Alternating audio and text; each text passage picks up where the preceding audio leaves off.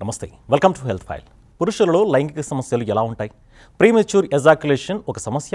పురుషులలో లైంగిక సామర్థ్యం సరిగా లేకపోయినా సంతానలేం సమస్యలు తలెత్తుతాయా? మీసాలు గడ్డాలు సరిగా రాని వారికి హార్మోన్ల ట్రీట్మెంట్ ఉంటుందా? Apollo hospitals urologist and andrologist sexual medicine specialist doctor Raghavendra Kosgi గారు మనతో పాటు సిద్ధంగా ఉన్నారు. వారిని అడిగి మరిన్ని వివరాలు తెలుసుకుందాం. డాక్టర్ గారు నమస్తే. నమస్తే అండి. టీవీ5 ప్రేక్షకులకు నమస్కారం. అసలు ఈ ఎరెక్టైల్ డిస్ఫంక్షన్ అంటే ఏంటి? దానికి కారణాలు ఏంటి? సో ఎరెక్టైల్ డిస్ఫంక్షన్ అంటే అంగస్తంభన సమస్య. సో పురుషుడు తన పురుషాంగాన్ని స్త్రీ యోనిలోకి ప్రవేశపెట్టాలని ప్రయత్నం చేసేటప్పుడు సరిపడేంత గట్టితనం లేకపోవడం వల్ల, ఒకవేళ గట్టిపడినా కంటిన్యూగా యాక్ట్ పూర్తి చేయలేకపోవడం వల్ల ఒక డిస్సాటిస్ఫాక్టరీ యాక్ట్ చేయడం. సో అంటే సంభోగ ప్రాప్తి సరిగ్గా కలగకపోవడం, అంగస్తంభన సరిగ్గా లేకపోవడం వల్ల, గట్టిపడకపోవడం వల్ల. ఇది ప్రధానంగా వివిధ కారణాల వల్ల ఉంటుంది. బట్ అందులో ప్రధానంగా 4 రకాల కారణాలు చెప్తాము. ఒకటి సైకోజెనిక్ ఎరెక్టైల్ డిస్ఫంక్షన్ అంటాము, అవి మానసిక కారణాలు. ఇంకొకటి వాస్కులార్ కారణాలు, అంటే బ్లడ్ ఫ్లో రిలేటెడ్ రీజన్స్ ఉంటాయి. ఇంకొక రీజను వాళ్ళకు హార్మోన్స్ లోపము, అంటే హార్మోనల్ రిలేటెడ్, హార్మోనల్ ఈడీ అని అంటాము. ఇంకొద్ది మందికి న్యూరోజెనిక్, అంటే నర్వ్స్ రిలేటెడ్గా ఉండే ప్రాబ్లం. సో ఏదైతే ఒక ఎరెక్షన్ రావాలి, అంగస్తంభన జరగాలి అంటే ఏవైతే మెకానిజమ్స్ కనుక ఉపయోగపడతాయో, బ్రెయిన్ నుంచి సిగ్నల్ రావడము, తర్వాత ఒక ఎరెక్షన్ బ్లడ్ ఫ్లో ఇంప్రూవ్ అవ్వడము, నర్వ్ సిగ్నల్స్ రావడము, హార్మోన్స్ సరిగ్గా ఇంటాక్ట్గా పనిచేయడము, ఇవన్నీ సరిగ్గా పనిచేసినప్పుడు ప్రాపర్గా ఎరెక్షన్ అనేది వస్తుంది. సో ఇందులో ఏది లోపం జరిగినా కూడా అది ఈ అంగస్తంభన సమస్యకు దారితీసే అవకాశం ఉంటుంది. ఇందులో ప్రధానంగా సైకోజెనిక్ ఈడీ, అంటే ఈ మానసికమైనది ప్రధానంగా యంగ్స్టర్స్ లోపల, జస్ట్ మ్యారేజ్ అయిన వాళ్ళు లేదంటే అన్మ్యారీడ్ పీపుల్ లోపల ఉంటుంది. వీళ్ళలో ప్రధానమైన కారణాలు అది ఒకటి స్ట్రెస్, తీవ్రమైన మానసిక ఒత్తిడి, ఇంకొకటి యాంగ్జైటీ, అంటే పర్ఫార్మెన్స్ యాంగ్జైటీ అని అంటాము. ఈ 2 కారణాల వల్ల, దీంతోపాటు ఈ ఏజ్ గ్రూప్లో వీళ్ళకు విపరీతమైన అపోహలు, సెక్షువల్ పట్ల ఉన్న అపోహలు, ఈజీగా యాక్సెసిబుల్గా ఉన్న ఈ సోషల్ మీడియాలో వచ్చే ప్రతిదీ నమ్మి దానివల్ల మానసికంగా కుంగిపోవడం అనేది ప్రధాన కారణంగా ఉంటుంది. ఇంకా మనము వాస్కులర్ కారణాల్లోకి కనుక వెళ్తే ప్రధానంగా వీటి లోపల డయాబెటీస్, దీనివల్ల పెనిస్కి బ్లడ్ ఫ్లో తక్కువగా రావడం, ఎండోథీలియల్ డిస్ఫంక్షన్ జరిగి బ్లడ్ ఫ్లో తగ్గడము, కొలెస్ట్రాల్, ఒకటి కొలెస్ట్రాల్ వల్ల ప్రాబ్లమ్స్ రావడము, హైపర్ టెన్షన్, ఇవన్నీ కూడా వాస్కులర్ ఈడీకి దారితీస్తాయి. న్యూరోజెనిక్, అంటే నర్వ్ రిలేటెడ్, యూజువల్గా ఏదైనా వెన్నెముకకు నరాల సర్జరీ జరిగినప్పుడు కానీ, లేదంటే కొద్ది ప్రాస్టేట్ రిలేటెడ్ సర్జరీస్ జరిగినప్పుడు దాంట్లో నరాలు, ఈ నర్వ్స్ అనేవి కట్ అవ్వడం వల్ల కానీ ఇది ప్రధానంగా ఉంటుంది. ఇంకా హార్మోనల్ రిలేటెడ్గా చూసినప్పుడు టెస్టోస్టిరాన్ హార్మోన్ లోపం కానీ, ఈ ప్రొలాక్టిన్ హార్మోన్ ఎక్సెస్గా ఉండడం కానీ, థైరాయిడ్ హార్మోన్స్ అతిగా ఉండడము లేదంటే తక్కువ మోతాదులో ఉండడం కానీ, కొద్దిమంది లోపల ఈస్ట్రోజన్ హార్మోన్ ఎక్సెస్గా ఉండడం వల్ల కూడా ఈ ఎరెక్టైల్ డిస్ఫంక్షన్కు దారితీసే అవకాశం ఉంటుంది. అంటే మీరు చెప్పిన ఈ కారణాలు ఏవైతే ఉన్నాయో, మానసిక కానీ శారీరక, ఇవన్నీ 4 కారణాలు చెప్పారు. దీనికి సంబంధించి అత్యాధునిక చికిత్సలు ఇప్పుడు అందుబాటులో ఉన్నాయా? ఎస్, డెఫినెట్గా. అంటే ఓవరాల్గా మనము ఈ ఎరెక్టైల్ డిస్ఫంక్షన్ని ఏ విధంగా డీల్ చేస్తాం? ఇన్ జనరల్గా డీల్ చేసే విధానం, అంటే ట్రెడిషనల్ వేలో కన్వెన్షనల్గా డీల్ చేసే విధానము మెడిసిన్స్ రాయడము, లేదంటే ఇంజెక్షన్స్ ఇవ్వడము, ఆ తర్వాత ఇంప్లాంట్ సర్జరీస్ చేయడం అనేది ట్రెడిషనల్గా ఉన్న 3 మెథడ్స్ లోపల డీల్ చేసేవాళ్ళం. ఇప్పుడు అడిషనల్గా చేయగలిగేది ఏముందంటే, ఒకటి షాక్ వేవ్ థెరపీ అంటాం, దాన్ని low intensity shock wave therapy అంటారు. It is a very low electric, magnetic కానీ, ఎలక్ట్రికల్ కానీ, హైడ్రోలిక్ కానీ, డిఫరెంట్ ఎనర్జీ సోర్సెస్ని యూజ్ చేసి పెనిస్కి, అంటే పురుషాంగానికి షాక్స్ ఇవ్వడం, అంటే డిఫరెంట్ ప్రోటోకాల్స్ ఫాలో అవుతాము. ఆ డిఫరెంట్ ప్రోటోకాల్స్ని బట్టి షాక్ వేవ్ థెరపీ ఇచ్చినప్పుడు దాదాపుగా 30 to 40% పీపుల్ లోపల ఈ బ్లడ్ ఫ్లో అనేది ఇంక్రీజ్ అవుతుంది. సో బ్లడ్ ఫ్లో ఇంక్రీజ్ అవ్వడం వల్ల మళ్ళీ వాళ్ళకు అంగస్తంభన సమస్య నుంచి బయటపడే అవకాశం ఉంటుంది. అది ఒక పద్ధతి. అది కాకుండా అడిషనల్గా ఒకటి ప్లాట్లెట్ రిచ్ ప్రోడక్ట్స్ అంటారు, పిఆర్పి అంటారు. స్టిల్ ఇది ఎక్స్పెరిమెంటల్ స్టేజ్లో ఉంది. ఇప్పుడు చాలామంది పేషెంట్స్కి వాడడం వల్ల కూడా ఎవిడెన్స్ అక్యుములేట్ అవుతూ ఉంది. ఈ పిఆర్పి ఇంజెక్షన్స్ అనేది కూడా one of the new modalities. So ఇది ఎరెక్షన్ రిలేటెడ్గా. ఈవెన్ ఇంప్లాంట్ సర్జరీ పరంగా కూడా చాలా అధునాతనమైన ఇంప్రూవ్మెంట్స్ జరిగాయండి. అంటే ఎరెక్టైల్ డిస్ఫంక్షన్ని ఎలా నిర్ధారిస్తారు?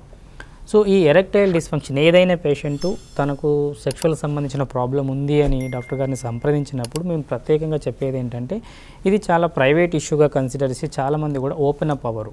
వాళ్ళు ఎక్స్ప్రెస్ చేయడానికి. కాబట్టి మీరు ప్రాబ్లం ఉంది అని మా దగ్గరికి వచ్చిన తర్వాత కూడా వాళ్ళు ఇంకా ఏదేదో చెప్తూ లాస్ట్ లోపల మాకే డౌట్ వచ్చి మీకు ఏమైనా ప్రాబ్లం ఉందని అడగాల్సిన పరిస్థితి వస్తుంది. అలా కాకుండా మీరు ఓపెన్ మైండెడ్గా వెళ్ళి మీరు క్లియర్గా ప్రతిదీ కనుక సవివరంగా వివరిస్తే దాన్ని బట్టి ఎగ్జాక్ట్గా మీరు ఏ ప్రాబ్లం ఫేస్ చేస్తున్నారు అనేది ఈజీగా అర్థమవుతుంది. దీన్ని హిస్టరీ టేకింగ్ అంటాం. ఎంటైర్ సెక్షువల్ మెడిసిన్లో కూడా ప్రధానంగా మాకు డయాగ్నోసిస్కి రీజన్ అంటే ఏం అవసరం అవుతుంది అంటే పేషెంట్ ఇచ్చే ప్రాపర్ హిస్టరీ. సో దాన్ని బేస్ చేసుకొని ఫిజికల్ ఎగ్జామినేషన్ చేస్తాం. ఫిజికల్ ఎగ్జామినేషన్లో లోకల్గా జననాంగాల సైజ్ ఎలా ఉంది, వృషణాల సైజ్ ఎలా ఉంది, ఏదైనా ప్లాక్స్ ఏమైనా ఉన్నాయా, ఏదైనా కర్వేచర్స్ ఉన్నాయా, టెస్టి సైజ్ ఏమైనా మరీ చిన్నగా ఉందా, ఇలాంటివి చూస్తాం. దీంతోపాటు నెక్స్ట్ ఫిజికల్ ఎగ్జామినేషన్ తర్వాత బేసిక్ టెస్ట్లు చేయడం జరుగుతుంది. ఏ పేషెంట్కైనా హార్మోనల్ టెస్ట్లు, కొలెస్ట్రాల్, షుగర్, థైరాయిడ్ వీటిని నిర్ధారించుకోవడం జరుగుతుంది. ఈ శీఘ్రస్ఖలనం అంటే ఏంటి? సో శీఘ్రస్ఖలనం అంటే దీన్ని ప్రిమెచ్యూర్ ఎజాక్యులేషన్ అంటారు. ఒక మనిషి తనకు ఊహ తెలిసినప్పటి నుంచి ఈ సెక్షువల్ సామర్థ్యాలు సెక్షువల్ పరంగా ట్రై చేస్తున్నప్పటి నుంచి కూడా మొదటిసారి నుంచి కూడా తొందరగా ఎజాక్యులేషన్ అంటే వితిన్ 1 minute కనుక ఎజాక్యులేట్ చేస్తే దాన్ని ప్రైమరీ ప్రిమేచ్యూర్ ఎజాక్యులేషన్ అంటారు. అంటే అది సివియర్ ప్రాబ్లం. ఇక సెకండరీ ప్రిమేచ్యూర్ ఎజాక్యులేషన్ అంటే మనిషి పురుషుడు 3 యోనులకి ప్రవేశపెట్టిన తర్వాత వితిన్ 3 minutes కనుక ఎజాక్యులేట్ చేయడము, దాన్ని కంట్రోల్ చేసుకోలేకపోవడము, అలాగే ఆ కంట్రోల్ చేసుకోకపోవడం వల్ల వాళ్ళిద్దరి మధ్యలో ఒక రిలేషన్షిప్ డిస్టర్బెన్స్ ఏర్పడము, ఒక సెక్షువల్గా తను డిస్సాటిస్ఫై అవ్వడము, పార్ట్నర్ డిస్సాటిస్ఫై అవ్వడము, ఓవరాల్గా సెక్షువల్ సాటిస్ఫాక్షన్ అనేది తక్కువగా ఉన్నప్పుడు దాన్ని సెకండరీ ప్రిమేచ్యూర్ ఎజాక్యులేషన్ అంటారు. అంటే ఈ శీఘ్రస్ఖలనానికి చికిత్సా విధానాలు ఎలా ఉంటాయి డాక్టర్ గారు? సో ఈ శీఘ్రస్ఖలనానికి చికిత్సా విధానాలు ట్రెడిషనల్ మెథడ్స్ లోపల ఇంతకుముందు బిహేవియరల్ థెరపీస్ అంటాం. ఈ బిహేవియరల్ థెరపీస్ లోపల మాస్టర్బేటరీ రీట్రైనింగ్ ఉంటుంది ఒకవేళ ఎక్సెసివ్ మాస్టర్బేషన్ వల్ల వస్తే. కొద్దిమందికి స్టాప్ అండ్ స్టార్ట్ టెక్నిక్ అని, స్క్వీజ్ టెక్నిక్ అని ఉంటుంది. అలా కాకుండా కొద్దిమంది లోపల పెల్విక్ ఫ్లోర్ స్ట్రెంథనింగ్ ఎక్సర్సైజెస్ అంటే ఎంటైర్ ఎరెక్టైల్ మెకానిజంకి సంబంధించిన మజిల్స్ ఏవైతే ఉన్నాయో వాటిని స్ట్రెంథెన్ చేయడం ద్వారా మనము ఈ ఎజాక్యులేషన్ ప్రాసెస్ని డిలే చేసే అవకాశాలు ఉంటాయి. ఇవి మనము నాన్ మెడికల్ మెథడ్స్ అంటే జస్ట్ ఎక్సర్సైజెస్ ద్వారా బిహేవియర్ని మార్చుకోవడం ద్వారా చేసేది. అది కాకుండా ఎస్ఎస్ఆర్ఐస్ అనే మెడిసిన్స్ ఉంటాయి. అవి డిఫరెంట్ గ్రూప్స్ డిఫరెంట్ స్ట్రెంత్ లోపల పేషెంట్ అవసరాన్ని బట్టి వాడడం జరుగుతుంది. ఒకవేళ అది కూడా పనిచేయని సమక్షం లోపల లోకల్ అనస్థెటిక్ జెల్స్ ఉంటాయి.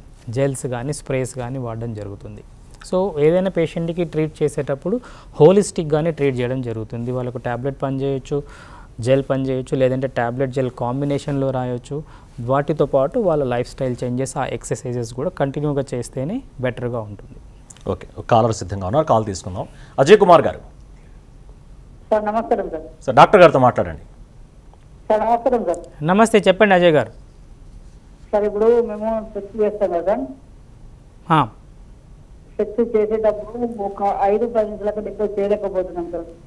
5 నిమిషాల కంటే ఎక్కువ చేయలేకపోతున్నాం. Right, okay. సో మీరు చెప్తున్న దాని ప్రకారము మీకు అంగస్తంభన సమస్య లేదు, కానీ డ్యూరేషన్ ఇష్యూ అది మీరు ఎర్లీ ఎజాక్యులేషన్ అని అనుకుంటున్నారు. బట్ యావరేజ్గా వరల్డ్ వైడ్గా మనం ఒకసారి సెక్షువల్ డ్యూరేషన్ని చూసుకున్నప్పుడు యావరేజ్ సెక్షువల్ డ్యూరేషన్ ప్రపంచవ్యాప్తంగా కూడా 4 నుంచి 6 నిమిషాలు ఉంటుందండి. ఇది వీరు మితిన్ ద యావరేజ్ జోన్లోనే ఉన్నారు. But still if you want to increase the time, ఇంకా మీకు అడిషనల్గా టైం కనుక కావాలి అంటే ఎస్ఎస్ఆర్ఐ అనే ఒక మెడికేషన్ ఉంటుంది. ఆ మెడికేషన్ని తీసుకోవడం ద్వారా ఇప్పుడు ఇంతకుముందు చెప్పినట్టు మీరు ఆ ఎక్సర్సైజెస్ అవి చేయడం వల్ల మీ డ్యూరేషన్ని పెంచుకునే అవకాశం ఉంటుంది. అంటే ఇప్పుడు మన కాల్ చేసిన దాన్ని బట్టి ఆయనకు సమస్య లేదు, ఆయన ఇంకా హ్యాపీ ఫీల్ అవ్వాలి. సో అందుకని చాలామంది ఓవరాల్గా ఈ అన్రియలిస్టిక్ ఎక్స్పెక్టేషన్స్ అంటారు. అంటే కొలీగ్స్తో మాట్లాడుతున్నప్పుడు నేను 10 నిమిషాలు చేశాను, నేను 1 అవర్ చేశాను, హాఫ్ అన్ అవర్ చేశానని మేల్ పర్సన్స్ ఎప్పుడు కూడా వాళ్ళు సెక్షువల్ సామర్థ్యాన్ని బూస్ట్ చేసుకునే అవకాశాలు ఉంటాయి. ఇన్ రియాలిటీ అది కాదు. ఈవెన్ వరల్డ్ వైడ్గా సోఫిస్టికేటెడ్ డేటా చెప్తున్నది కూడా, మా ప్రాక్టికల్ ఎక్స్పీరియన్స్లో చూస్తున్నది కూడా, ఓవరాల్గా పేషెంట్స్కి average sexual duration in between 3 to 7 minutes వరకే ఉంటుంది. కొన్నిసార్లు అదే డ్యూరేషన్ మేబీ 10 minutes వెళ్ళొచ్చు, 15 minutes వెళ్ళొచ్చు. బట్ ప్రతి యాక్ట్లో వెళ్ళే వాళ్ళు కొద్దిమంది మాత్రమే ఉంటారు. కొద్దిమందికి డిలేడ్ ఎజాక్యులేషన్స్ అంటాం. అట్లాంటి వాళ్ళు maybe they will go up to even half an hour also. కొద్దిమందికి ఈవెన్ ఎజాక్యులేషన్ ప్రాబ్లం కూడా ఉంటుంది. ఆ type of patients maybe less than 5% వరకే ఉంటుంది. ఇన్ జనరల్గా ఇన్ బిట్వీన్ 3 to 6 minutes అనేది average duration. It may go up to maximum 8 to 10 minutes. So depending upon the act to act ఆ situation చేసేదాన్ని బట్టి ఉంటుంది. బట్ ఇన్ జనరల్గా sexual satisfaction అనేది డ్యూరేషన్ వల్లనే రాదు. ఎప్పుడు కూడా గుర్తుపెట్టుకోవాల్సింది ఈ ఇంటర్కోర్స్, ఈ సెక్షువల్ సామర్థ్యం అనేది ఒక బెడ్రూమ్లో మాత్రమే స్టార్ట్ అవ్వదు. సో మార్నింగ్ నుంచి ఈ నైట్ వరకు కూడా వాళ్ళ ఓవరాల్ రిలేషన్షిప్ ఎలా ఉంది అన్న దాని మీదనే అక్కడ కూడా వాళ్ళకు ప్రాపర్గా సాటిస్ఫాక్షన్ లెవెల్స్ ఉంటాయి. At the same time female satisfy అవ్వాలంటే నాట్ ఓన్లీ ఇంటర్కోర్స్, పెనిట్రేటివ్ యాక్టే కాకుండా ప్రాపర్ ఫోర్ ప్లే అనేది చాలా ఇంపార్టెంట్. సో ఇద్దరు ఈ మధ్యలో ఒక కమ్యూనికేషన్ ఉన్న కూడా అంతే ఇంపార్టెంట్. మరో కాలం సిద్ధంగా ఉన్నారని వరంగల్ నుంచి వీరాస్వామి గారు.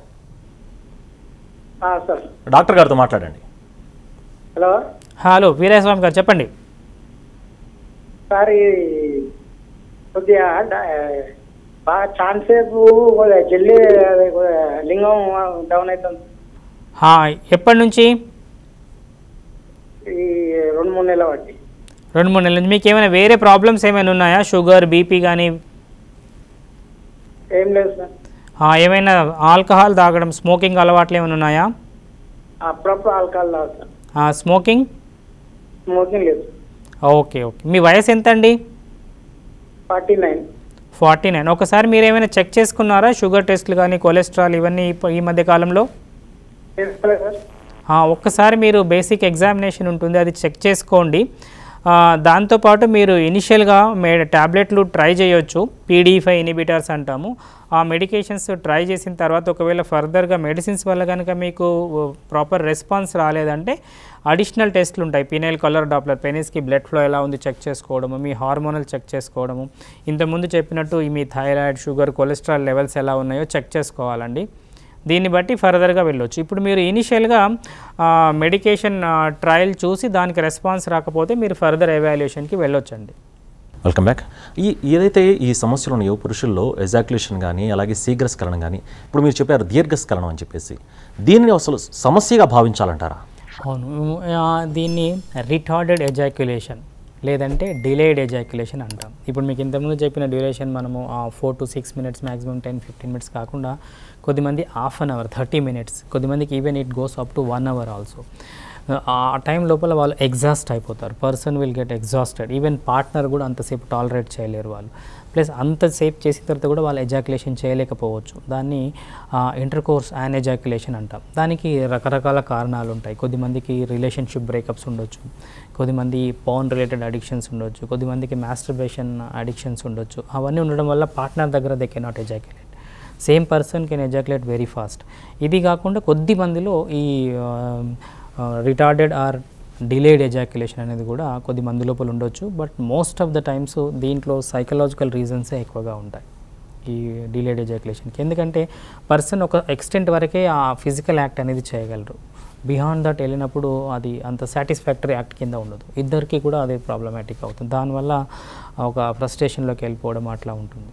ఓకే, కాలర్ సిద్ధంగా ఉన్నారు. జోసెఫ్ గారు, మీ ప్రశ్న ఏమిటో డాక్టర్ గారిని అడగండి. అది మామూలుగా సెట్లో పాల్గొన్న 2 నిమిషంలో అయిపోతుంది సార్. ఓకే, ఎప్పటి నుంచి అండి? అది మామూలు ఛానల్ బిట్ అంతే ఉంటుంది సార్, మనకేం తెలియదు. సో మీకు బిట్ అంతే ఉంటుంది. మీకు ఏదైనా యూరిన్లో ఇన్ఫెక్షన్ రావడం కానీ, ఇంతకుముందు ప్రాస్టేట్ ఇన్ఫెక్షన్స్ కానీ ఏమైనా ఉన్నాయా? ఏం లేదు సార్. ఎప్పుడైనా మీకు వీర్యం స్ఖలనం జరిగిన తర్వాత ఏమైనా నొప్పి వస్తుందా? సో మీకు ఊహ తెలిసినప్పటి నుంచి కూడా మీకు ఎర్లీగానే ఎజాక్యులేషన్ అవుతుంది. ఓకే, దాని వరకు ఇప్పటి వరకు ఏమైనా మెడిసిన్స్ వాడారా? వాడాం. అది మామూలుగా ఏం ప్రైవేట్ ప్రైవేట్ వాడాం సార్. అదే వాడితే ఏమైనా బెనిఫిట్ వచ్చిందా? ఏం వాడారు అసలు మీరు? ఏం బెనిఫిట్ రాలేదు మేడం.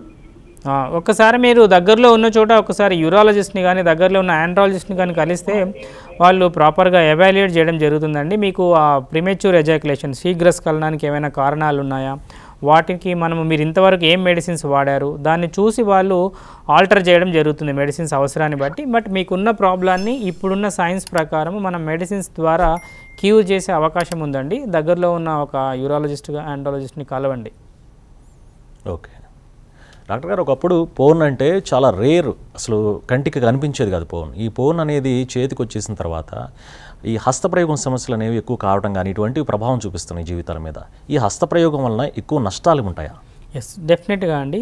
సో మాస్టర్బేషన్, ఈ హస్తప్రయోగం అనేది one of the methods of sexual outlet.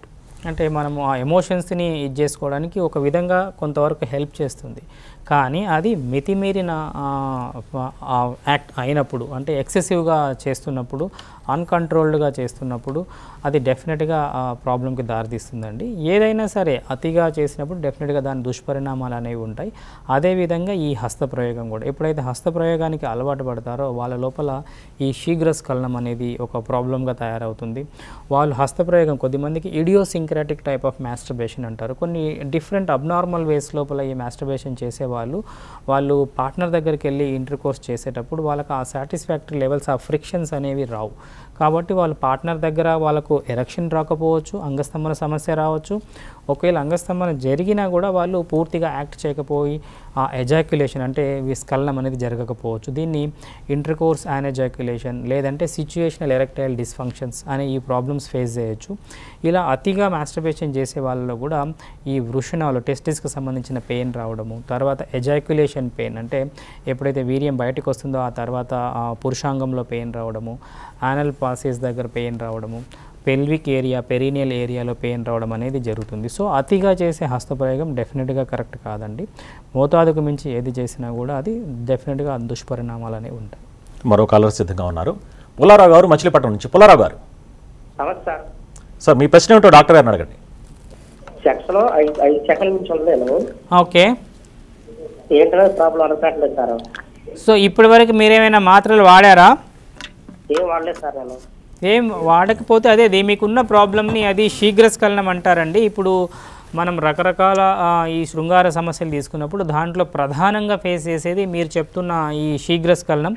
మీకు మరీ వితిన్ సెకండ్స్లో అంటున్నారు కాబట్టి అది కొంచెం సివియర్గా ఉంది ప్రాబ్లము. దాన్ని డెఫినెట్గా మనము మందుల ద్వారా, తర్వాత కొన్ని రకాల ఎక్సర్సైజెస్ చేయడం వల్ల, కొన్ని బిహేవియరల్ థెరపీస్ అంటాం, కొన్ని మీకు డాక్టర్ గారి దగ్గరికి వెళ్తే దగ్గరలో ఉన్న యూరాలజిస్ట్ కానీ ఆండ్రాలజిస్ట్ కానీ ఎక్సర్సైజ్ చెప్తారు. దాంతోపాటు మెడిసిన్స్ వాడి కూడా మీకున్న ప్రాబ్లమ్ని క్యూర్ చేసుకోవచ్చండి. సో అది మీకున్న ప్రాబ్లమ్ని మనం ఇప్పుడున్న సైన్స్ ప్రకారం మనం క్యూర్ చేసే అవకాశం ఉంది. దానికి చికిత్సా విధానాలు ఉన్నాయి. కాబట్టి దగ్గరలో ఉన్న డాక్టర్ని కలిస్తే మంచిదండి. ఈ మీసాలు గడ్డాలు రాని వాళ్ళకి హార్మోనల్ ట్రీట్మెంట్ ఏమైనా ఉంటుందా? డెఫినెట్గా అండి. దీన్ని రకరకాల కారణాలు అంటే హైపోగొనడిజం అనే వర్డ్ యూజ్ చేస్తాం. సో అది హార్మోనల్ లోపం వల్ల ఈ సెకండరీ సెక్సువల్ క్యారెక్టరిస్టిక్స్ అని మీరు చెప్పిన మీసాల గడ్డలు సరిగా రాకపోవడము, ఈ ప్యూబిక్ హెయిర్ సరిగా డెవలప్ అవ్వకపోవడము, బాడీ హెయిర్, చెస్ట్ హెయిర్ సరిగా డెవలప్ అవ్వకపోవడం అనేది జరుగుతుంది. దీంట్లో రకరకాల కారణాలు ఉంటాయి. దాన్ని హైపోగొనడోట్రోపిక్ హైపోగొనడిజం అంటారు, ఇంకొకటి హైపర్ గొనడోట్రోపిక్ హైపోగొనడిజం అంటారు. అంటే ఇన్ జనరల్గా పేషెంట్ టర్మినాలజీ లోపల చెప్పాలంటే ఈ హార్మోన్, టెస్టోస్టిరోన్ హార్మోన్ అనేది లోపం ఉండడం వల్ల వీళ్ళ లోపల విరిలైజేషన్ అంటే ఈ సెకండరీ సెక్సువల్ క్యారెక్టరిస్టిక్స్ అనేవి డెవలప్ అవ్వకపోవడం జరుగుతుందండి. దీన్ని మనం డెఫినెట్గా వాటి కాజ్ ఎగ్జాక్ట్గా కనుక్కొని దాన్ని హార్మోనల్ రీప్లేస్మెంట్ థెరపీ ద్వారా వాళ్ళకు డెఫినెట్గా మళ్ళీ ఆ సెకండరీ సెక్సువల్ క్యారెక్టరిస్టిక్స్ వచ్చే అవకాశం ఉంటుంది. వాళ్ళ అవసరాన్ని బట్టి వేరే హెచ్సిజీ, హెచ్ఎంజీ హార్మోన్స్ కానీ లేదంటే టెస్టోస్టిరోన్, డైరెక్ట్గా టెస్టోస్టిరోన్ హార్మోన్ ద్వారా కానీ మనము మళ్ళీ డెఫినెట్గా సెకండరీ సెక్సువల్ క్యారెక్టరిస్టిక్స్ వచ్చే విధంగా చేసే అవకాశం ఉందండి. ఇది బట్టి 100% మనం దీన్ని ట్రీట్ చేయొచ్చు. ఓకే, మరో కాలర్ సిద్ధంగా ఉన్నారని అనకాపల్లి నుంచి జాన్ గారు. హలో సార్, నమస్తే అండి. సార్, డాక్టర్ గారితో మాట్లాడండి. సార్ అంటే నైట్ పూట పడుకుంటాం కదండి, ఇప్పుడు స్పర్మ్ ఆటోమేటిక్ గా లీక్ అవుతుంది సార్. దానివల్ల ప్రాబ్లం వస్తుందండి. యూజువల్గా వీటికి మీ మ్యారేజ్ అయిందండి? మ్యారేజ్ రావాలి సార్. మ్యారేజ్ అవ్వలేదు. అదే దీనికి నాక్టర్నల్ ఎమిషన్స్ లేదంటే నైట్ ఫాల్స్ అంటారండి. ఇది మామూలుగా తెలుగులో చెప్పాలంటే స్వప్నస్ఖలనం అంటారు. సో దానివల్ల ఎలాంటి ప్రాబ్లమ్స్ ఏమి ఉండవండి. మీకు ఏమి యూరిన్ ప్రాబ్లం లేదు, ఇన్ఫెక్షన్స్ లాంటివి ఏవీ లేవు, మీకు వీర్యం వస్తున్నప్పుడు నొప్పి రావట్లేదు, కేవలం నైట్లోనే ఇలా లీక్ అవుతుంది అని అనుకుంటే మాత్రం దాని గురించి ఏం వరీ అవ్వాల్సిన అవసరం లేదండి. దానివల్ల ప్రాబ్లం ఏం రాదు. అలాగే డాక్టర్ గారు, పురుషులలో లైంగిక సామర్థ్యం లేకపోయినా సంతానలేమి సమస్యలు ఉత్పన్నమవుతాయా? ఎస్, అంటే ఒక ఓవరాల్గా చూసినప్పుడు నార్మల్గా బేబీ ప్రెగ్నెన్సీ దాకా వెళ్ళాలి అంటే వాళ్ళ సెక్షువల్ యాక్ట్ అనేది ప్రాపర్గా జరగాలి. ఇప్పుడు నేను చెప్పినట్టు పేషెంట్స్కి కనుక వాళ్ళకు సిచ్యువేషనల్ ఈడీ అంటారు. వాళ్ళు నార్మల్గా మాస్టర్బేషన్ చేసుకోగలరు కానీ పార్ట్నర్ దగ్గర ఇంటర్కోర్స్ చేయలేరు. వాళ్ళు మాస్టర్బేషన్లో ఎజాక్యులేషన్స్ వీర్యం తీయగలరు కానీ పార్ట్నర్ దగ్గర ట్రై చేసినప్పుడు మాత్రం వాళ్ళకు ఎజాక్యులేషన్ అవ్వదు. సో డెఫినెట్గా ఈ ప్రాబ్లమ్స్ ఉన్నప్పుడు వాళ్ళకు ప్రెగ్నెన్సీ వచ్చే అవకాశాలు ఉండవండి. So erectile related reasons for infertility అంటాం. సో సో డెఫినెట్గా ఈ పర్టికులర్ రీజన్స్ వల్ల వాళ్ళకు సంతానలేమి వచ్చే అవకాశాలు ఉంటాయి. అదే పర్సన్స్కి ఒకవేళ స్పర్మ్ కణాలు కనుక సిమెన్ అనాలిసిస్ కనుక నార్మల్గా ఉండి కణాలన్నీ బాగుంటే వాళ్ళు డెఫినెట్గా వేరే పద్ధతుల్లో లేదంటే మెడికేషన్స్ ద్వారా కానీ ట్రై చేసే అవకాశం ఉంటుంది. మరో కాలం సిద్ధంగా ఉన్నాను. అనంతపురం నుంచి కృష్ణరాజు గారు. అవునండి. మీ ప్రశ్న ఏమిటో డాక్టర్ గారిని అడగండి. సార్, ఇప్పుడు నాకు మామూలుగా సెక్సువల్గా వెళ్ళేటప్పటికి అక్కడ ఏమవుతుందంటే ఆ మూమెంట్ వెళ్ళేటప్పటికి నాకు పురుషాంగం చిన్నదైపోతుంది సార్. ఎప్పటి నుంచి అండి? జస్ట్ సార్ అంటే ఒక 1 month నుంచి అట్లా అవుతుంది. నేను మీకు వేరే ఇబ్బందులు ఏమైనా ఉన్నాయా? ఇంతకుముందు అడిగినట్టు షుగర్, బీపీ కానీ వేరే ప్రాబ్లమ్స్ ఏమైనా ఉన్నాయా? కృష్ణరాజు గారు, మీరు టీవీ చూస్తూ కాదండి, డైరెక్ట్గా మాట్లాడండి. సో తను చెప్పినట్టుగా ఒకవేళ ఎల్డర్లీ పర్సన్ అయ్యండి, మ్యారీడ్ పర్సన్ అయ్యండి, రీసెంట్గా 1 month నుంచి కనుక ఈ ప్రాబ్లమ్ని ఫేస్ చేస్తుంటే మనం మిగతా రీజన్స్ ఏమైనా ఉన్నాయి, ఇప్పుడు చెప్పినట్టు ఆ కోమార్బిడిటీస్ అంటాం, ఇలాంటివి ఏమీ లేకపోతే అప్పుడు ఫర్దర్గా మనం హార్మోనల్ ఎవాల్యుయేషన్ తర్వాత ఈ షుగర్, థైరాయిడ్, కొలెస్ట్రాల్ టెస్టులు చూసుకొని అప్పుడు మెడికేషన్ ట్రయల్ అనేది ఇవ్వచ్చు. వాటిలో కూడా రెస్పాన్స్ రాకపోతే అప్పుడు పినైల్ కలర్ డాప్లర్ టెస్ట్ అంటాం. సో పెనిస్కి బ్లడ్ ఫ్లో అనేది కరెక్ట్గా ఉందా లేదా అనేది ఆ డాప్లర్ టెస్ట్ లోపల తెలుస్తుంది. దాన్ని బట్టి మనము పేషెంట్ అవసరాన్ని బట్టి స్టెప్ అప్ చేయడం జరుగుతుంది ట్రీట్మెంట్. టాబ్లెట్స్ కానీ, ఇంజెక్షన్స్ కానీ, సర్జరీ కానీ, ఇంతకుముందు చెప్పిన అధునాతమైన ట్రీట్మెంట్స్ కానీ వాళ్ళ అవసరాన్ని బట్టి యూజ్ చేయడం జరుగుతుంది. ఓకే, ఈ పీనైల్ ఇంప్లాంట్ సర్జరీ గురించి వివరించండి. సో ఈ పీనైల్ ఇంప్లాంట్ సర్జరీ అనేది it is best possible method to deal with the erectile dysfunction. ఎందుకంటే ట్యాబ్లెట్స్ అనేవి కొద్దిమందికి పనిచేయచ్చు, కొద్దిమందికి సైడ్ ఎఫెక్ట్స్ రావచ్చు, కొద్దిమంది ఇష్టపడకపోవచ్చు ప్రతిసారి కూడా ట్యాబ్లెట్ తీసుకోవడానికి. వెరీ యంగ్ పేషెంట్స్ ఉంటారు, వాళ్ళ సెక్షువల్ డిమాండ్స్ వెరీ హై ఉంటాయి. ఈవెన్ ఎల్డర్లీ పర్సన్స్ ఉంటారు, బట్ దే యంగ్ వైఫ్ ఉంటారు. సో వాళ్ళు ఇవన్నీ మెడికేషన్స్, ఇంజెక్షన్స్ అన్ని ట్రై చేయడం కష్టంగా ఉందనుకుంటారు. అట్లాంటి వాళ్ళకు ఈ పినైల్ ఇంప్లాంట్ సర్జరీ అనేది మోస్ట్ ఎఫెక్టివ్ మెథడ్ అండి. ఈ పినైల్ ఇంప్లాంట్ లోపల వచ్చే చిన్న చిన్న కాంప్లికేషన్స్, ఇప్పుడు ఇన్ఫెక్షన్స్ రావడం కానీ, ఏదైనా ఎరోజన్స్ వచ్చినప్పుడు తీసేయడం కానీ, అలాంటివి కాకుండా ఒకవేళ సర్జికల్ సక్సెస్ అనేది ఆల్మోస్ట్ 98% ఉంటుంది. సో ఒక్కసారి సర్జరీ సక్సెస్ అయితే వాళ్ళ సెక్షువల్ పరంగా వాళ్ళకి ఎలాంటి ప్రాబ్లమ్స్ ఉండవండి. సో ఇందులో 2 రకరకాల సర్జరీస్ ఉంటాయి. ఇండియన్ ఇంప్లాంట్ ఉంటుంది, షా ఇంప్లాంట్ అని వాడతాము. కొన్ని మ్యాలేబుల్ ఇంప్లాంట్స్, యూరోపియన్ ఇంప్లాంట్స్ ఉన్నాయి, అమెరికన్ ఇంప్లాంట్స్ ఉన్నాయి, 2 piece ఇంప్లాంట్స్ అంటాము. అలా కాకుండా 3 piece ఇంప్లాంట్ అనేది ఉంటుంది. ఈ 3 piece ఇంప్లాంట్ అనేది కొంచెం ఎక్స్పెన్సివ్గా ఉంటుంది, but it simulates almost close to the natural erection. వాళ్ళకి ఒక పంప్ ఉంటుంది, బటన్ ఉంటుంది, ఆ బటన్ ప్రెస్ చేస్తే ఎరెక్షన్ వస్తుంది, మళ్ళీ బటన్ ప్రెస్ చేస్తే ఎరెక్షన్ డౌన్ అయిపోతుంది. సో ఆల్మోస్ట్ నార్మల్ ఎరెక్షన్ లాగే ఉంటుంది. సో ఈ వన్ ఆఫ్ ది వేస్ ఈ పినైల్ ఇంప్లాంట్ సర్జరీ అనేది it is a boon for the patients who are suffering from erectile issues. So దీన్ని కంప్లీట్గా మనము క్లియర్ చేసే అవకాశం ఉంది ఇంప్లాంట్ సర్జరీతో. ఓకే, థ్యాంక్ యూ డాక్టర్ గారు. కాలర్స్కి వారికి సమస్యలకు సంబంధించి చక్కటి సలహాలను సూచనలు ఇచ్చారు. Thank you. Thank you. ఇది వాటి health file. Keep watching TV5.